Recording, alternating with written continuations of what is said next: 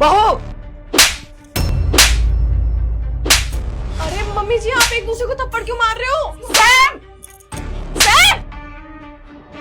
क्या हुआ माँ, क्यों रो रहे हो, चिल्ला रहे हो, क्या हुआ? बेटा देख, बहू ने थप्पड़ से मारा तेरे पापा को भी और मुझे भी। हाँ हाँ बेटा, सही कह रही है ये। शताक्षी, ये मैं क्या सुन रहा हूँ? तुमने मम्मी पापा पे हाथ उठाया, क्यों? सैम, मैं क्यों मारूंगी? मुझे खुद समझ में नहीं आ रहा। ये दोनों आए और आपस में एक दूसरे को थप्पड़ मारने लगे। अच्छा, इन दोनों का दिमाग खराब हो गया जो ये एक दूसरे को थप्पड़ मार के और इल्जाम तुम्हारे ऊपर लगाएंगे।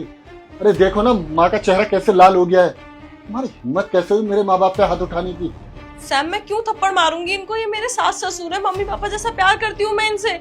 मम्मी, आप इतना बड़ा नाटक क्यों कर रहे हो? मुझे खुद समझ में नहीं आ रहा। बहू, ऐसा करके तुझे क्या मिल रहा है?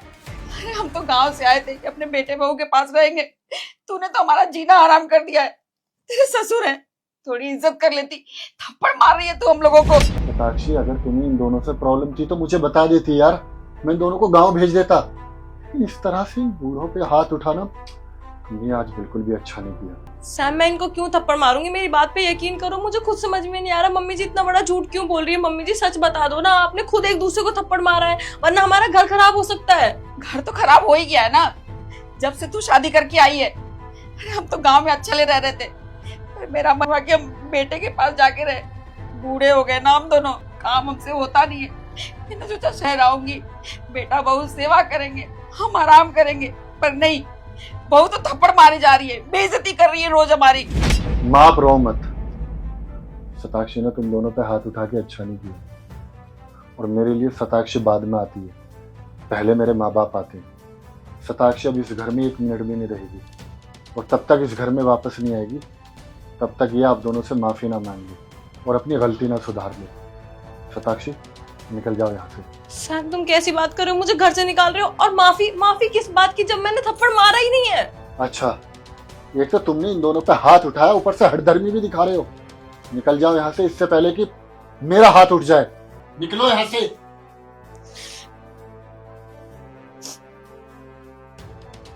सॉरी पापा, माफ रो मैं, देखने सब कुछ ही मुझे। आओ।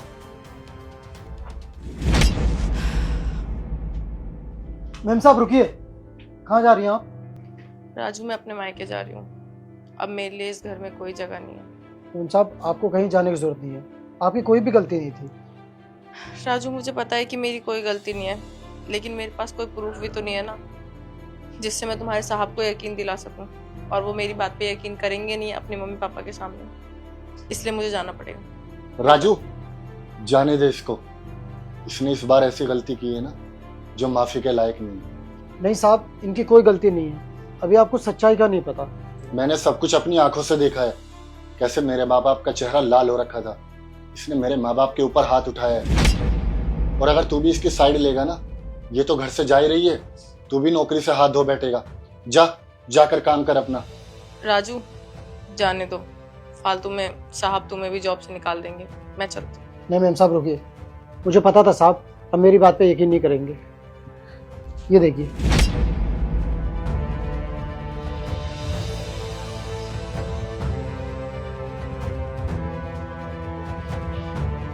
मम्मी पापा, इधर आना दोनों। आप दोनों शताक्षी को घर से निकलवाना चाहते थे ना? बेटा, हम क्यों निकलवाना चाहेंगे? उल्टा बहू निकालना चाह रही है हमें। अरे जब से गांव से आए परेशान करके। बस करो, और कितना झूठ बोलोगे? मुझे ना सब कुछ सच सच पता चल गया है। राजू, वीडियो दिखाना।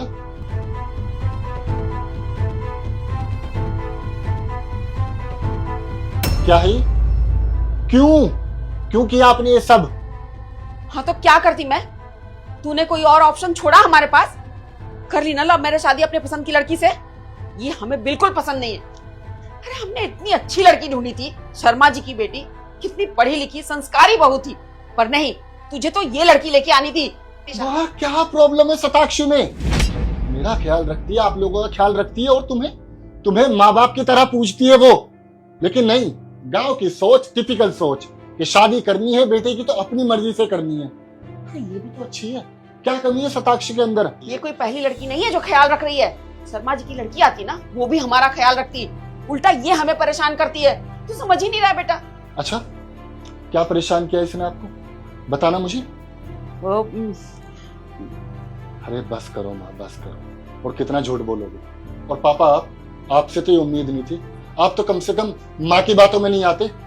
अब ना मैं तुम दोनों को यहाँ शहर में रहने नहीं दूंगा। बेटे का फर्ज निभाना है ना मुझे, ठीक है। अब तुम्हारा जो भी खर्चा होगा वो मैं गांव में भेजूंगा। अब इस घर में तुम तब तक नहीं आओगे जब तक तुम शताक्षी को एक्सेप्ट न कर लो, क्योंकि ये मेरी बीवी है। मैंने लव मैरिज की है और मैंने ना वचन लिया है इसका ख्याल रखने का। अब तुम दोनों यहाँ से जा सकते हो।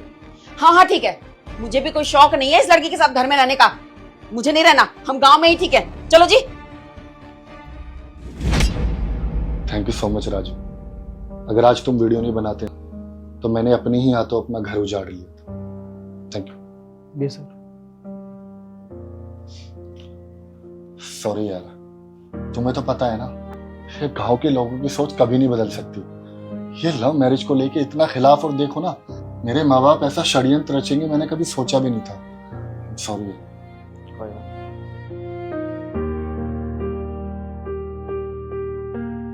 भैया आपने पिछली बार ना ब्लाउज इतना टाइट कर दिया था, मुझे ढंग से आ भी नहीं रहा था। इस बार ढंग से नाप ले लो, मेरे को 3-4 दिन में शादी में जाना है।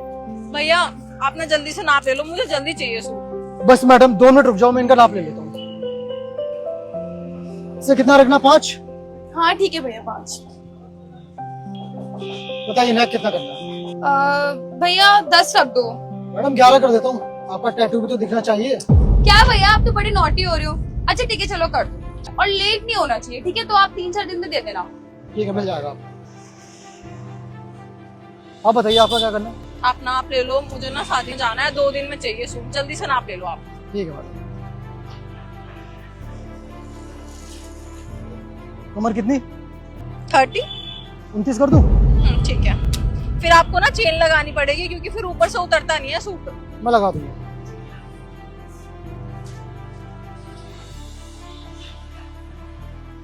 नेक बताइए कितना कर दूं? 9 ठीक रहेगा। 10 कर देता हूँ, आज का फैशन चल रहा है डीप नेक का। ठीक है भैया।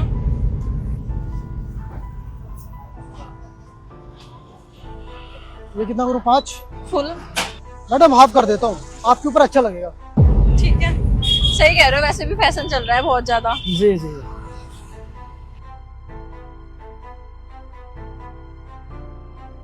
ये बताइए कितना करना है? 35। 34 कर देता हूँ मैडम, फिटिंग सही आएगी। मैडम पहले से ज्यादा फिट लग रहे हो, जिम में ज्वाइन कर ली क्या? जिम तो नहीं जा रही, बस थोड़ा सा डाइट ध्यान दे रही हूँ। वही मैं कहूँ, पहले से ज्यादा फिटिंग लग रही है। तो कब चाहिए आपको? भैया 2 दिन में चाहिए कैसे भी। ठीक है, मिल जाएगा आपको 2 दिन में। ठीक है, चलो सैम।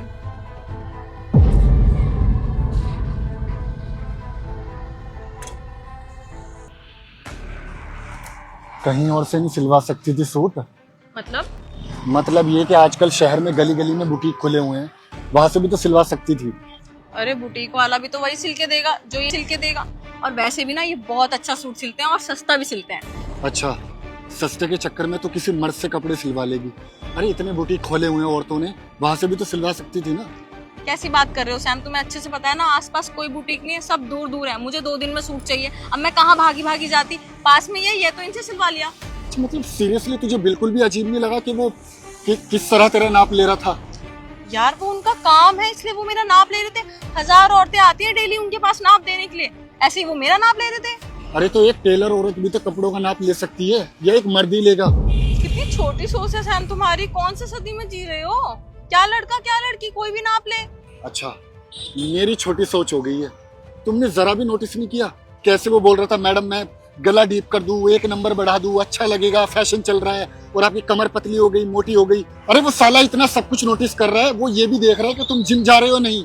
सैम बस बहुत हो गया, वो मुझे छूने का बहाना नहीं ढूंढ रहा था, सिर्फ नाप ले रहा था और मेरे कंफर्ट जोन के अकॉर्डिंग नाप ले रहा था, ताकि आगे चल के मुझे टाइट या ढीला ना हो सूट, बस ढीला ना। कंफर्ट जोन तुम्हारा है, लेकिन परवाह उसको है, चिंता वो कर रहा है। अरे मैं इन जैसे मर्दों को जानता हूँ, बहुत अच्छे से जानता हूँ, क्योंकि मैं भी एक मर्द हूँ। अरे ये साले गली गली नुक्कड़ में इसलिए टेलर की शॉप खोल के बैठते हैं ताकि इन्हें औरतों को छूने का मौका मिले। मैं इनको बहुत अच्छे से जानता हूँ, सालों की नींद में खोट होता है। और तुमने देखा वो टैटू वाली लड़की, ये बोल रहा है मैडम थोड़ा सा डीप कर दूं, टैटू भी तो दिखना चाहिए। मतलब उसको उस लड़की के टैटू की भी चिंता है। आज संडे था, पूरे दिन घर पे पड़े हुए, तो सुबह से शाम हो गई, तब भी मैंने तुमसे बोला कि भैया के पास लेके चलो, तब भी तुमने 100 बहाने दिए कि शताक्षी खुद चले जाओ। और एक बात बताओ, जिस ऑफिस में तुम काम करते हो वहाँ पे सिर्फ मर्द काम करते हैं, औरतें भी तो काम करती है ना? क्या मैं तुमसे कभी बोलती हूँ कि उस ऑफिस में मत जाओ जहाँ औरतें हैं? खैर, तुम जैसे छोटे सोच वाले को समझाने का कोई फायदा ही नहीं है। देख यार, मैं ऐसा मर्द नहीं हूँ। मुझे बिल्कुल नहीं अच्छा लगा कि कोई साला गैर मर्द मेरी बीवी को इस तरह से छुए। प्रॉब्लम होती है यार। ठीक है, फिर अगली बार से ना मैं बुटीक से ही सिलवाऊंगी और तुम ही लेके जाना, मुझे कोई प्रॉब्लम नहीं है। लेकिन एक बात और बता दूं, आपको पता है इस टेलर का एड्रेस मुझे किसने दिया था?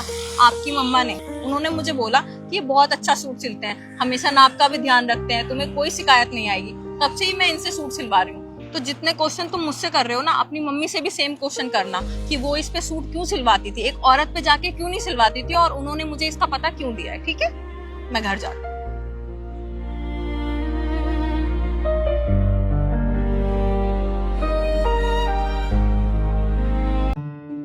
अरे मैडम, अपने बच्चों के 40 रुपए तो लेके जाइए। अरे भैया आप उसको जमा कर लीजिए। जमा कर लूं, लेकिन क्यों? वैसे भी आपकी दुकान पे तो मैं आती रहूंगी, तो बाद में एडजस्ट कर लेंगे। ठीक है। वाह यार, सही लड़की है।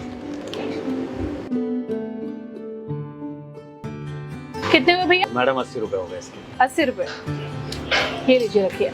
अरे मैडम, ये क्या कर रही हैं आप? तो पहले ही 60 रुपए जमा है मेरे पास, आप बस 20 रुपए और दे दीजिए मुझे। अरे भैया आपके पास जमा है, उनको जमा रहने दीजिए, इसको भी रख लीजिए। और वैसे भी मुझे ऑफिस के लिए लेट हो रहा है, आप कहाँ भागे जा रहे हैं? अरे और हाँ, आपके उस दिन 1 रुपया रह गया था ना, वो टॉफी लेके गई थी, तो रखिए अपने पास। अरे मैडम, इसकी क्या जरूरत थी, मैं एडजस्ट कर लेता। ये आप रखिए, मेरे को लेट हो रहा है, मैं जा रही हूँ। कमाल है यार, आज की डेट में लोग अपना 1-1 रुपया नहीं छोड़ते, और ये मैडम मेरे पास 100 रुपए जमा करती रहती है। कहाँ मिलते हैं ऐसे लोग?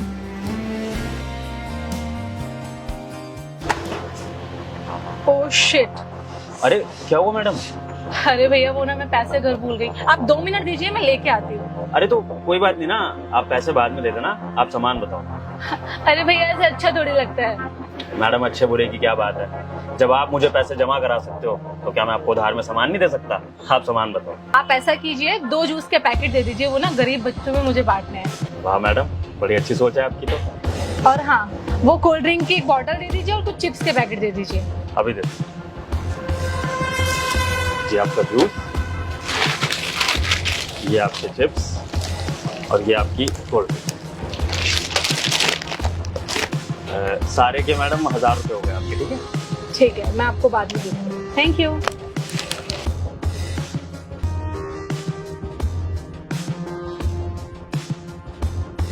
ये गरीब लोग कितनी इजली किसी पे भी विश्वास कर लेते हैं ना, इनको बेवकूफ बनाना कितना आसान है।